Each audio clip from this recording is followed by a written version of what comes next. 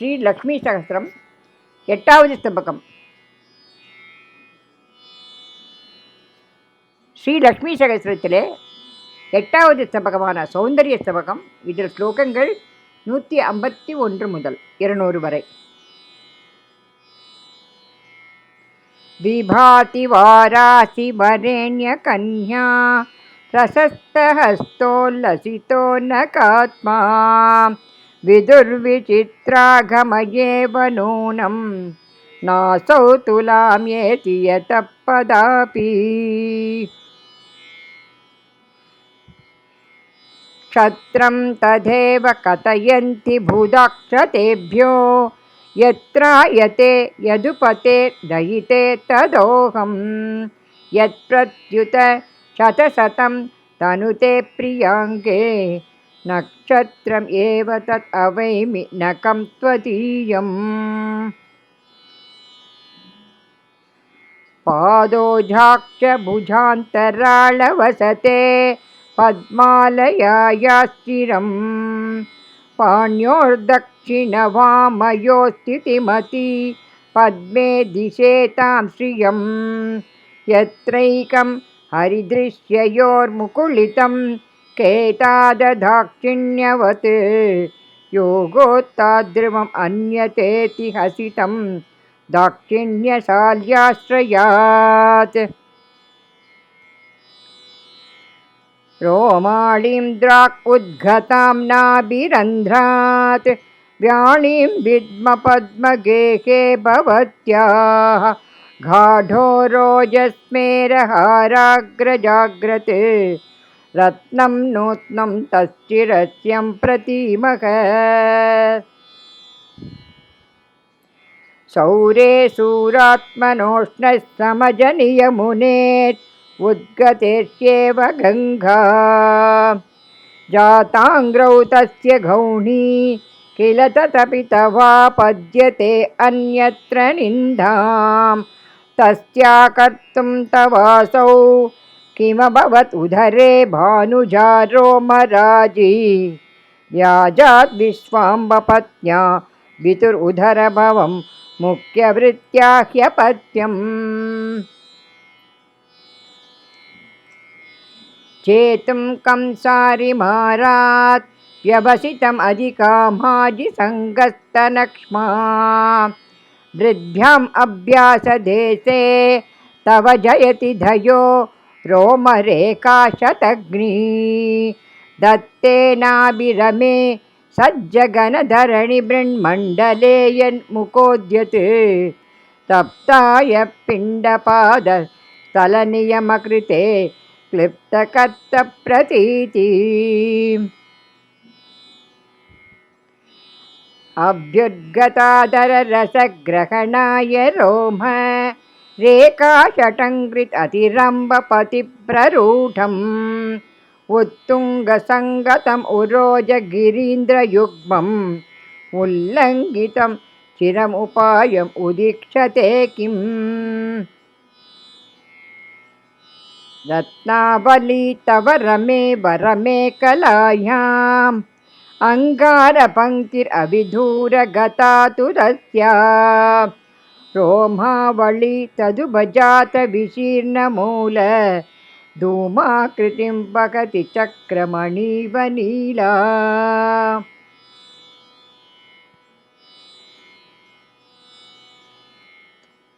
निःश्रेणिकानाथदृशोरुरोज दुर्गातिरोहे तव रोमरेखा लावण्यलक्ष्मी वरवेणिका वा रतीशभूपाल कृपाणिका वा.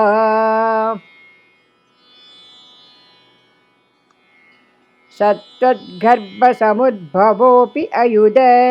सुक्षयान्तकैः सायकैः पञ्चेषु पितरञ्च वञ्चयति तत् पञ्चायुधं माधवं लग्नानूनमतो जगज्जननि ते रोमावळिच्चत्मना तातद्रोहि सुतप्रत् उपनता दुष्कीर्तिरेवोधरे.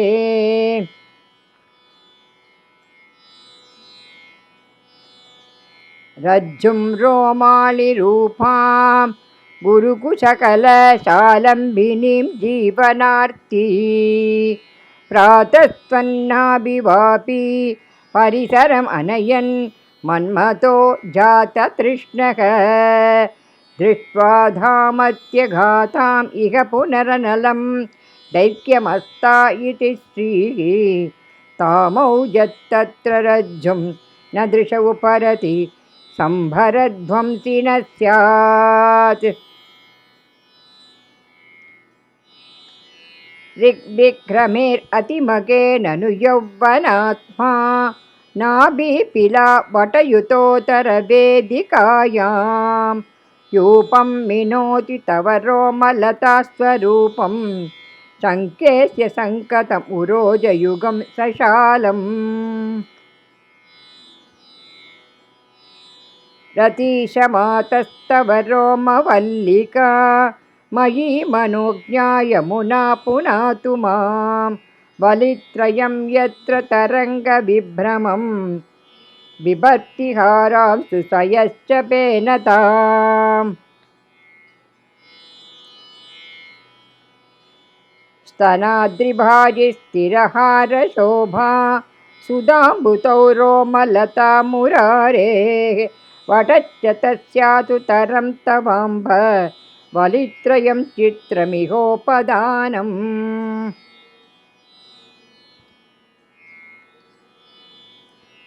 नाभीसरो रोदसी नाळिकेर द्रुमभ्रमं रोमलता तदाति ततक्रलग्नौ तनुतस्तव श्री तनौ पुनस्तत्फलयुग्मशङ्खा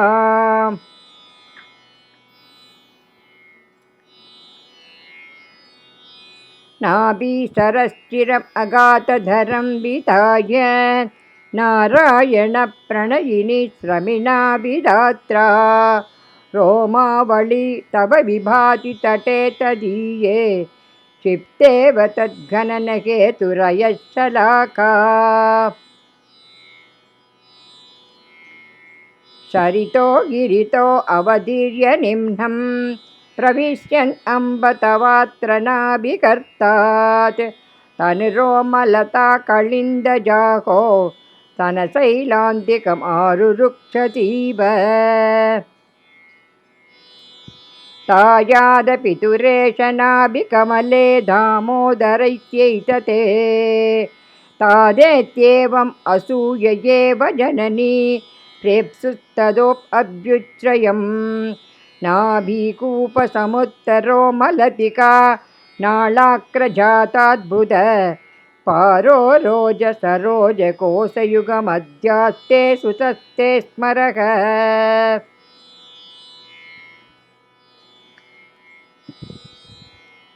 जित्वा जगन्ति विशिखैर्जगदम्ब जैत्र स्तम्भं तवाङ्गभुवि रोमलताश्चलेन मिन्वन् मनोज नृपतिर्जितलोकसङ्ख्यां मूले किमस्य जितृभिर्व्यलिकत्वलीभिः जगत्त्रयी चेतनजन्महेतौ बलित्रयी भाति तवोदरेऽस्मिन् नारायणप्रेयसि नाभिकूप निपानसोपानपरम्परेव स्नातस्य नाभिसरसि ध्रुवम् अब्धिकन्ये सञ्जग्मुषोरतिपतिव्रतिनः समाधिम् आषाढमेव कलये तमरोमराजीम् अस्यावलित्हृदयम् अस्य च दर्भकूर्च्छम् नाभीवापि सवितभुवि ते यौवनारामवृत्यैः न्यस्तं रोमावलिमयघटी यन्त्रदारुस्मरेण मूले तस्य स्फुरति रचितं पादविन्यासहेतोः सोपानानां त्रिदयमुदते पुत्रिवल्यात्मना किम् दीर्घं नाभिविवरसरसो देवि गम्भीरिमाणं स्पष्टं द्रष्टुं वृषगिरिपतेर् अक्षमा वक्षिमीनौ गाम्भीर्यैर्गास्पदमपि रसैर्पूरितं मानसं यत् तस्य स्वैरं पतति चलते पुत्रि तत्रैव नित्यम् आश्रित्य सज्जगनहस्तिगिरिस्थितायां पञ्चायुतो भृशम् उदञ्चति देवि काञ्च्यां नाभिम् अनन्तसरसीं कलये गगेन्द्र स्तम्भं च रोमलतिकां वलिदिष्ण्यभाजम्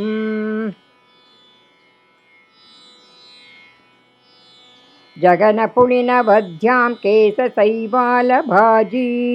त्रियुगनयनमीनैस्तृष्णया सेवितायां त्वयि रसपरितायां दिव्यसौन्दर्यसिन्धौ नलिनमुखि विदत्ते नाभिरावर्तशोभाम्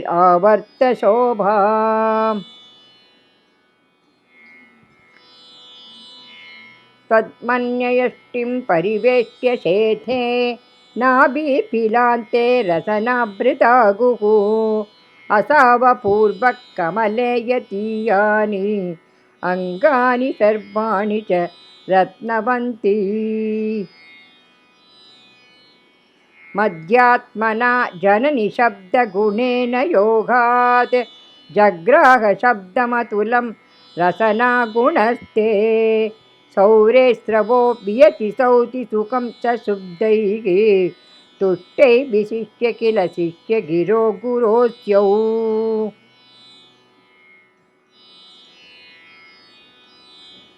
रतितन्त्ररहस्यम् अम्बशब्दैः रमणीयैर्विशतं प्रकाशयन्ती रसनैव रतिप्रियस्य नूनं रसना सा विधिलेखकप्रमादः उपासिता मध्यमम् अब्धिकन्यके मणिप्रभावी समितोत्तमस्थितिः असौ कृतश्रीमतनातरारमे न मे कला न प्रतिपादि मे कला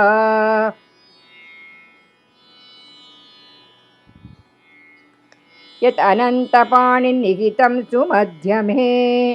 वलदे सुवर्णमयसूत्रम् अम्भते कुडवृद्धिमान् प्रकृतिशोभनो मुना नियतं सुखशब्द निचयोऽपि धीयते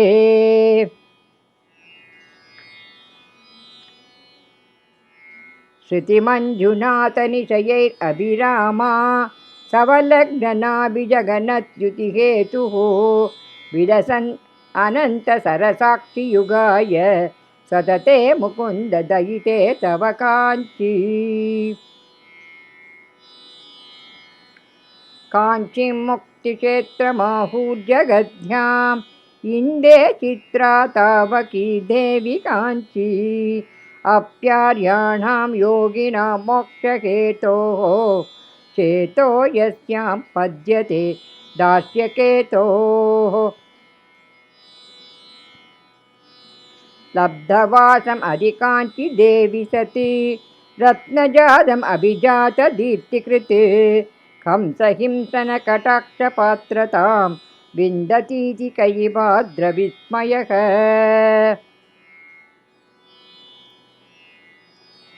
अल्पाधल्पं त्वत् अवलग्नं च लग्नं वाचस्तस्मिन् अनर्तनः सप्तदश्च अम्बस्नेहात् अम्बरं वीक्ष्य काञ्चित् अम्बाद्विद्युत् तत्र विद्योतते किम् अक्षपतात् अणुस्तव मध्यात् अम्बरमेवरम् अम्बरमेव अस्य हि वैभवम् अस्तविवादं विप्रतिबन्धम् अनैन्द्रियकत्वम् अन्वप् अस्य तव त्वलग्नमिहाम्पकाञ्चीम् अप्यं परं स्तनभरं च पिबर्ति युक्तम् आहूर्यतो त्वयणुककारणम् अभ्यणुन्तम् आधारमत्र गतिचित् जगतो किलस्य काश्यं दृष्ट्वा कमलनयने नेत्रमेकं भवत्या दत्तं मद्यं प्रति तव पतिस्तत्र दुष्पर्त एव नेत्रध्वन्त्वं रुचिरमदिशत् तद्विचित्रं त्रिनेत्रो जातोऽप्येष प्रतयति कथं सम्पदं सम्परारेः वयोजनावप्रियपत्नी पदारविन्दव्यपदेशमेव निरीक्ष्य मध्ये नियमेन तत्र नेत्रं मुदा त्वं निददासि नूनम् नेत्रेण नीरनिधिपुत्रिनिदान्तयोगात् मद्यं न साक्षुषमिति क्षममेव मातः आसन्नथापि सुधराम् अतिदूरदेव प्रत्यक्षतां प्रतिरुणन्ति यदाञ्चनादौ अत्यल्पभावात् तव देवि मध्यो अरे कटाक्षा विषयो यतोऽभूत् अतुल्यकल्याणगुणाश्रयस्यापि अजस्रबन्धोऽस्य किलानुरूपम् सुरासनश्रीप्रतने निधानम् उपेन्द्रसन्तोषकृत अब्धिकन्ये वलग्नम् एतत् रुचिरोरुरम्भा विलग्ननेत्रं कलये भलग्नम् परमादिषु मातरादिमं यतितं घोषकृतागमध्यमम् अमरः किल पामरस्ततः स बभूव स्वयमेव मध्यमः अतिकाञ्चितताभिवृद्धिमध्यापि अभिजातश्रुतिमञ्जुशब्दपङ्क्त्या अतिपङ्गुरयेव शून्यवादं न जहौ माध्यमिकक्रमस्त्वतीजः जननी स्मृतिजन्ममूलभूतं तनुमध्यं तव सन्ततानुमेयं ततिहोपनतं पुरस्तनाङ्गी कृतसद्गौरवदर्शनानुरोधात् न परं तव रम्यसीरुमित्रं वचनं पञ्चमभूतम् अब्धिकन्ये अपि तु स्फुटमेकलाकलाभ प्रसरशब्दगुणोज्ज्वलं पलग्नम्